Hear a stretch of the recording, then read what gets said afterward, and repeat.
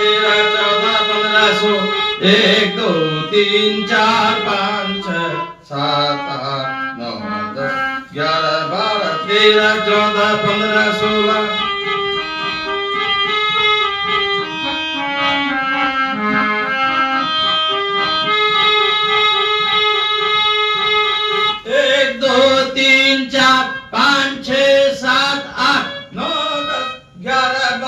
13 14 15 1 2 3 4 5 6 7 8 9 10 11 12 13 14 15 16 1 2 3 4 5 6 7 8 9 10 11 13 14 15 16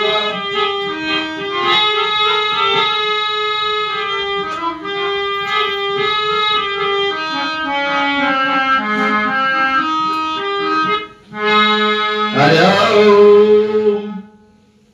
वर्णानामर्थ संघानां रसानां छन्दसामपि मंगलानां च कर्तारो वंदे वाणी विनायको भवानी शंकरो वंदे श्रद्धा विश्वास रूपिणो याभ्यां विना न पश्यन्ते सिद्धा स्वान्तस्तमी शरणं वंदे बुधमयं नित्यं गुरुं शंकरोपणं यमाश्रितो हि वक्रोऽपि चन्द्रश्रवत् वन्दते श्री सीताराम गुणग्राम पुण्यारिणी विहारणो वंदे विशुद्ध विज्ञानो भवेश्वर कपीश्वरो। बोलो श्री गुरु महाराज की जय।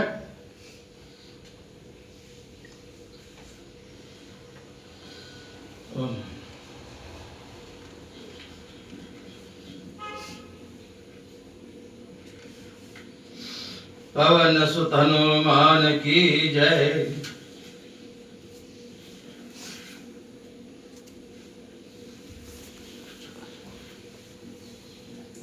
बाबा विश्वनाथ महाराज की जय।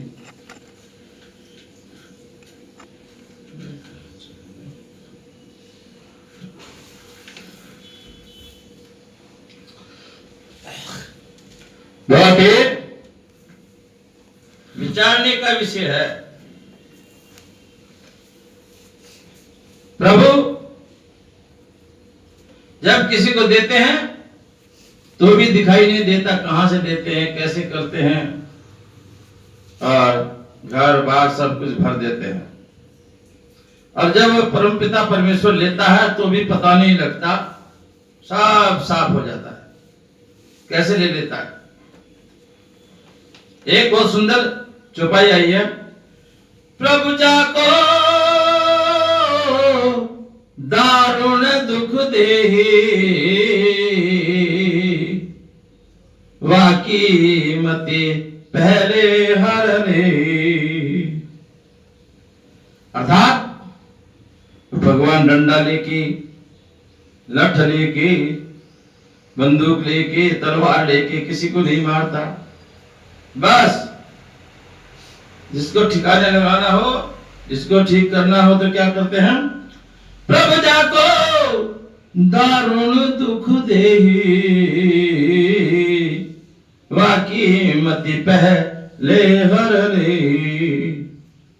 मति माने बुद्धि, अकल। भगवान को जिसको भी दुख देना होता है तो दुख देने से सबसे पहले क्या करते प्रभु?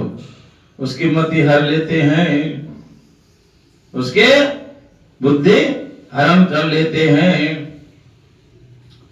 और ऐसे रावण के बारे में ये बात कहना उचित भी नहीं लगता, क्योंकि रावण तो बहुत बड़ा बुद्धिमान था।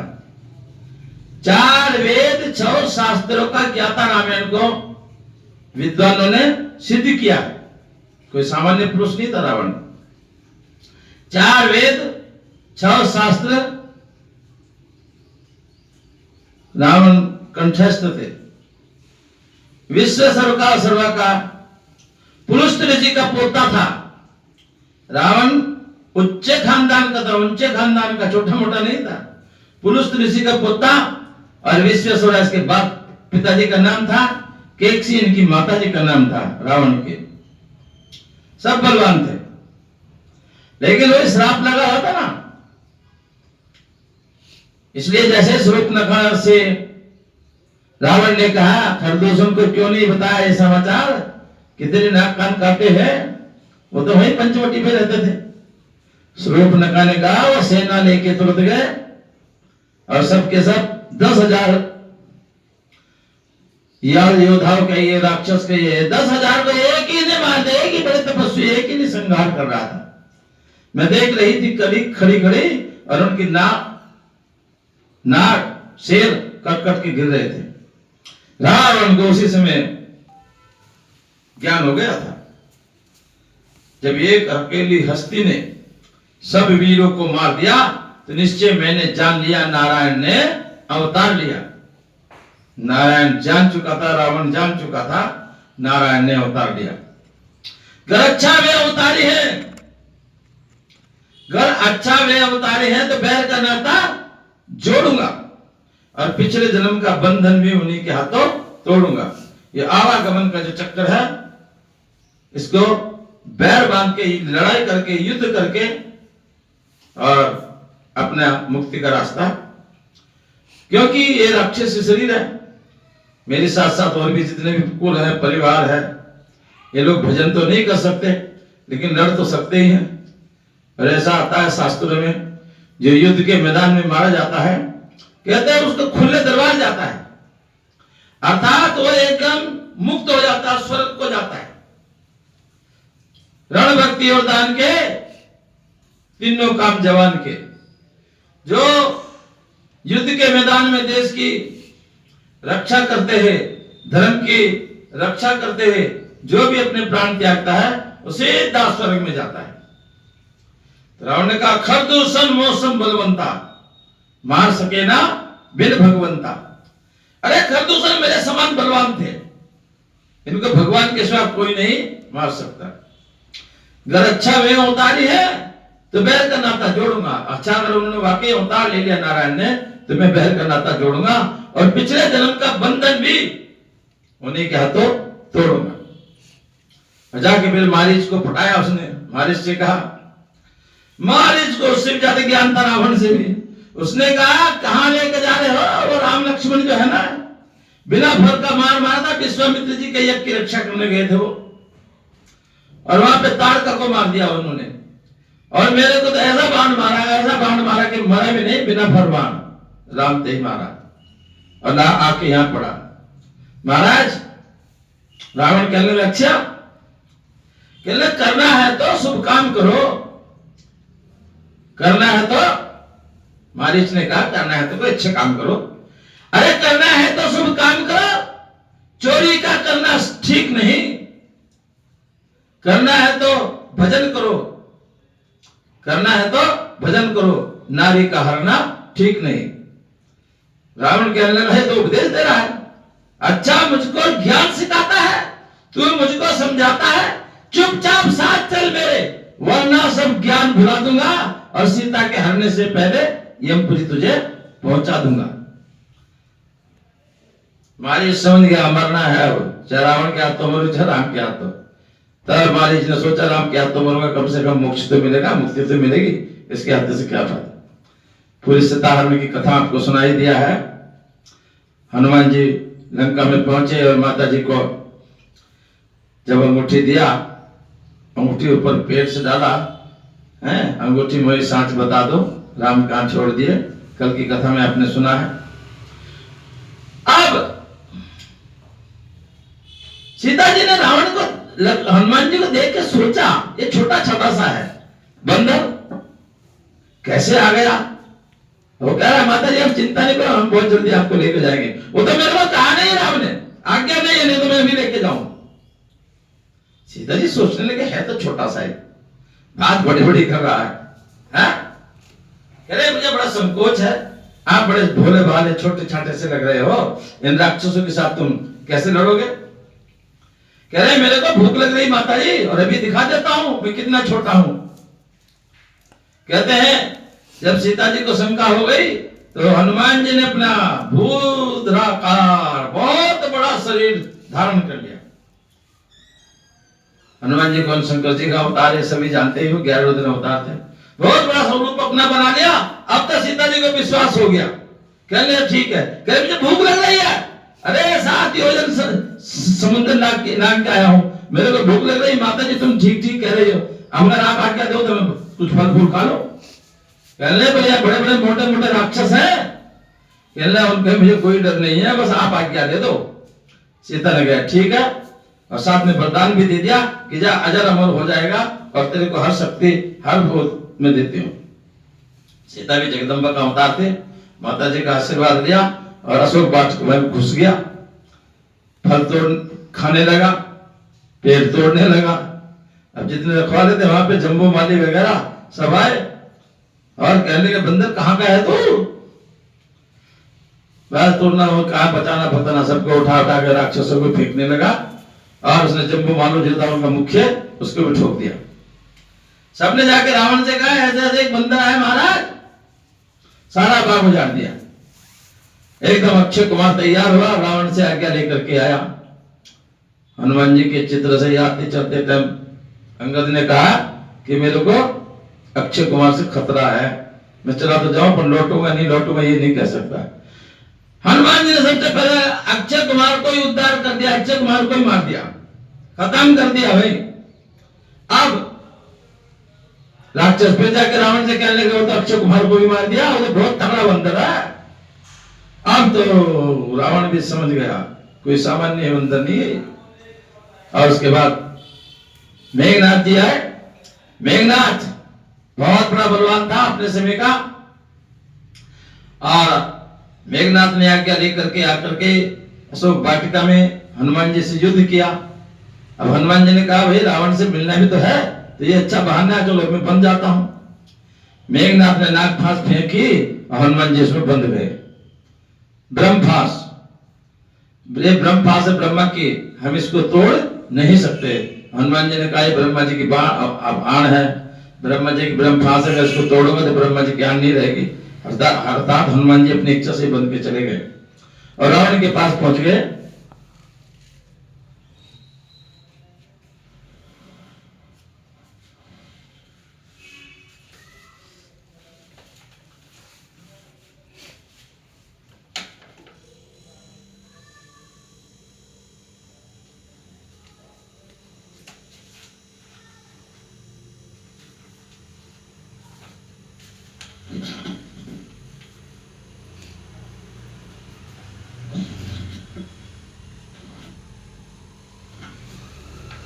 रावण ने देखा लंकेश्वर की सभा में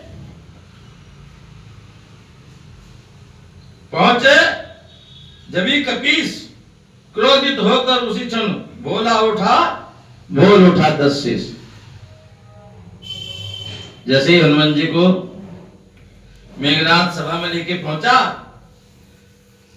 तो रावण देखते ही क्रोधित हो गया, क्योंकि उनके बेटे को मार दिया था ना, अक्षय कुमार को, जम्बूमाली को मारा, सारा बाग उजाड़ दिया, नुकसान बहुत किया। तो रावण को गुस्सा आ गया, बोला तू कौन, कहां से आया है, कुछ अपनी बात बता बन रे। उद्धान अर्थात बाग उजाड़ा है मेरा, क्या कारण था बतला बतरे, तूने क्यों मेरा बाग उजाड़ दिया है। और लंका के राजा का तूने क्या नाम कान से सुना नहीं, मेरा नाम नहीं सुना तूने, 3 लोग 14 भुवन मेरे नाम का डंका बोलता है, फिर भी मेरा बाग उजाड़ दिया तूने। तू इतना ठीक निरंकुश है, अब मेरे प्रताप से डर नहीं, मेरे जानने के बाद भी कि मैं क्या हूं कौन हूं, है डर, मेरे से डर नहीं तू। मारा है अक्षय कौन मेरा, मेरा बेटा भी तूने मार दिया है, मारा है अक्षय कौन मेरा, तो तेरा क्या न कौन संहार करो। अब तूने मेरे बेटे को मारा तो बता मैं तुझे क्यों नहीं मारू, तू ही न्याय बनकर कह दे तुझसे कैसा व्यवहार करो है। हनुमान जी से कहा रावण ने, तू ही बता दे, जो कहेगा हम वो करेंगे। तूने मेरे बेटे को मारा तो बोल मैं क्या करूं, तू जज तू ही है। ब्रह्मपाश से मुक्त हो बोले कपि विषय विवेक, उत्तर कैसे एक दूं जब है प्रश्न अनेक। अभी तक हनुमान जी ब्रह्मपाश में बंधे थे, फिर वहां पे उन्होंने खोल दी ब्रह्मपाश और कहा, रावण तुम्हारे बहुत सारे प्रश्न हैं, क्या क्या किस किस प्रश्न का कैसे उत्तर दूं, सुनो ध्यान से। 10 मुखी प्रश्न पुस्तिका के पन्ने क्रम से लेता हूं, पहला जो पूछा सर्वप्रथम उसका ही उत्तर देता हूं।